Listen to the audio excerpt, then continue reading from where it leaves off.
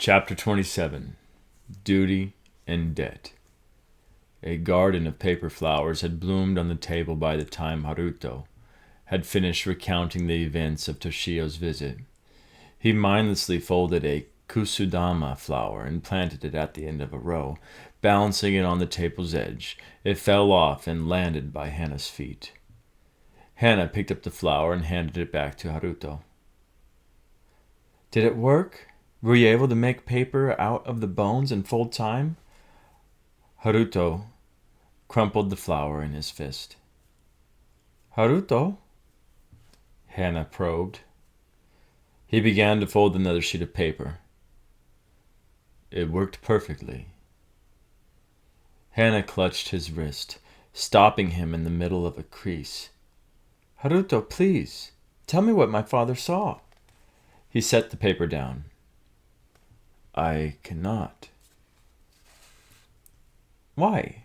Because my father made you promise to keep his secret? What use is a promise if he is dead? We need to find him before it's too late." "I cannot tell you because I do not know what your father saw. Your father took the time I had folded and left." "No!" Hana's voice frayed. "There has to be more. Something, anything." "My only other memory of that day is the look on your father's face when I put the folded day in his hands, and all I saw in his eyes was regret. Whatever that day revealed must have something to do with his disappearance. It could not be a coincidence. But as to where he has gone or why, there is nothing more I can tell you. I'm sorry. I wish I could have been of more help." "You can be," Kaishin said. "Do it again." "What?" Haruto shot him a sharp glance. "Fold time again." "Didn't you hear anything I said?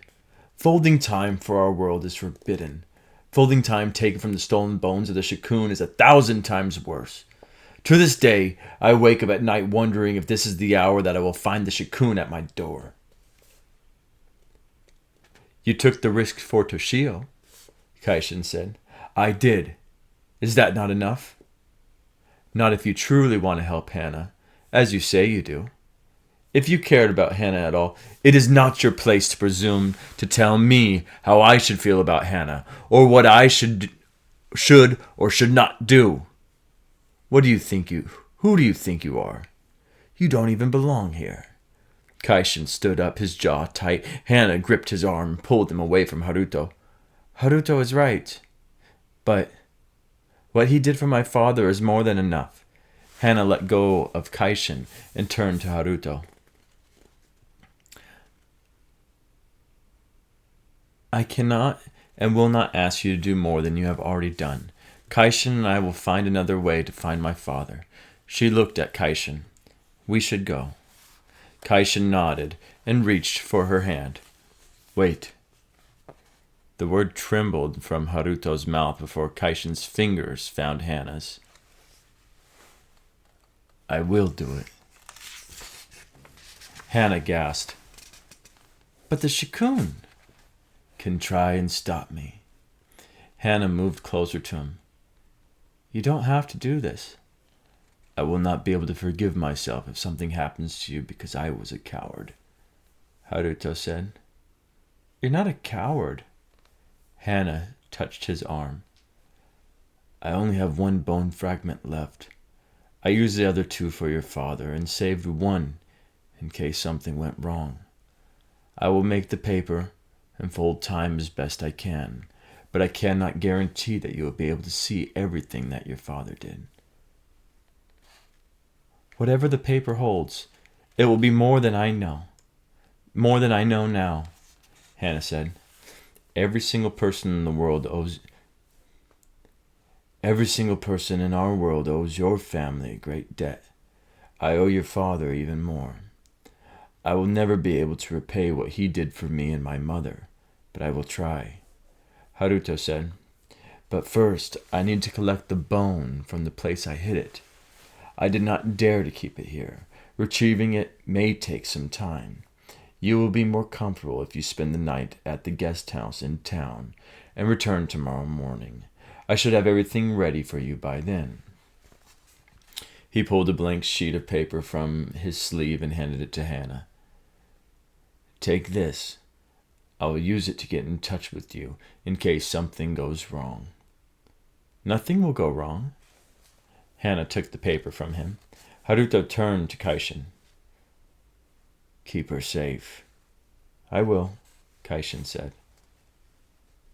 Thank you for doing this, Haruto. A tear escaped Hannah's lashes.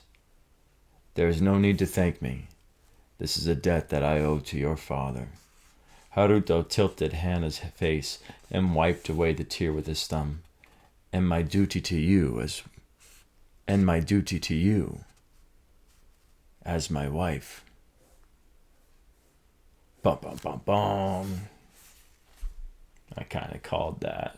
I knew it. Knew it from the start. Saw it coming a mile away. Alright, I'm going to redo that last part. Haruto tilted Hannah's face up and wiped away the tear with his thumb. And my duty to you as my wife. Chapter 28. Safe, far, secret. As a scientist, Kaishin thought the concept of folding time by trapping it in paper was the most exciting thing he had ever heard in his life. The possibilities of such technology were boundless. Space exploration, time travel, research, but no matter how hard Kaishin tried, he could not bring himself to care. A single question occupied his mind, following him from Haruto's home to a rented room to at a nearby town's only minshuku, a room that he and Hannah had to share. The room was enclosed by paper walls and boasted a view of a mountain that Kaishin could not see in the dark. 2 futons that Kaishin guessed would take up most of the floor, when unrolled, leaned against a corner by the room's only window. Hannah took one of the futons and spread it over the tatami. She reached for the second. Don't, Kaishin said. I mean, thanks, but I'll do it myself. Hannah nodded and lay down. She turned away from Kaishin. You should try to get some sleep. We will head back to Haruto's home first thing in the morning. Haruto!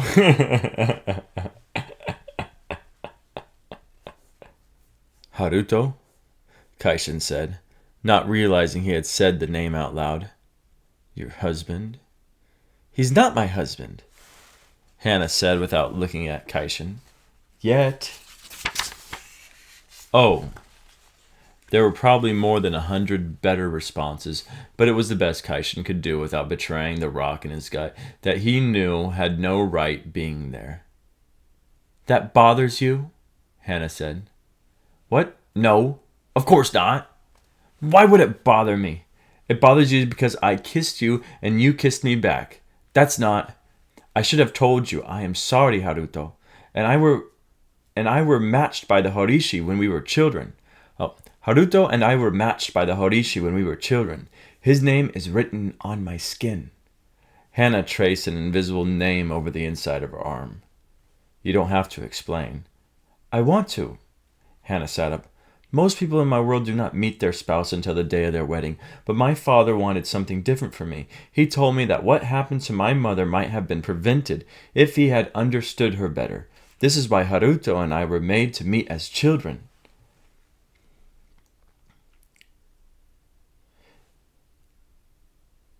I did not make it easy for him to be my friend. As a little girl, I hated being told what to do, and Haruto liked to tease me that when he became my husband, I would have to follow whatever he said.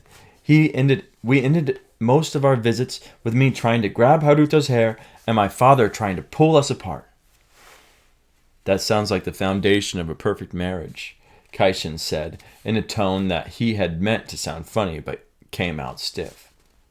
Haruto and I are very different from each other, but we have learned to be friends. We have felt nothing for each other beyond that. My father used to tell me that we already had a better start than most people had, and that love or something close enough to it would come later. Are you sure about that? About what? about how Haruto feels about you. He's risking his life to help you. As are you. That's different. Is it? A cold wind blew through the room, snuffing out its only lamp. Hannah gasped and scrambled to stand. We need to leave, she said, gathering things. They have found us. Kaishin climbed over the Minshuku's window and landed on the grass next to Hannah. A rock stabbed his palm. Kaishin bit down in a yelp and swiftly scanned the town's dark streets. I remember passing by a well on our way here. I think it was in that direction. He pointed to the left of the house. Can we use it to get away? Yes, Hannah said. Now run! The second to worst part about traveling through a well was falling into it. The worst was trying not to scream. Nothing in Kaishin's lifetime of experiences could offer him any assurance that he had not...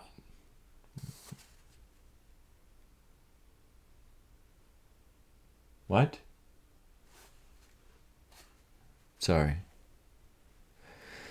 Nothing in Kaishin's lifetime of experience could offer him any assurance that he had not just jumped to his death. He crashed into the icy water feet first, but was too busy being terrified to feel cold. He sank into the darkness, repeating Hannah's instructions like a prayer. She had asked him to think of a place where they could hide, a refuge only he would know. It would be harder for the Chikun to find them if he led the way. Safe, far, secret. Safe, far, secret. Safe, far, secret. Lights shimmered above him. The surface of the water was close. Kaishin glanced over his shoulder. Hannah was nowhere in sight. Nowhere in sight.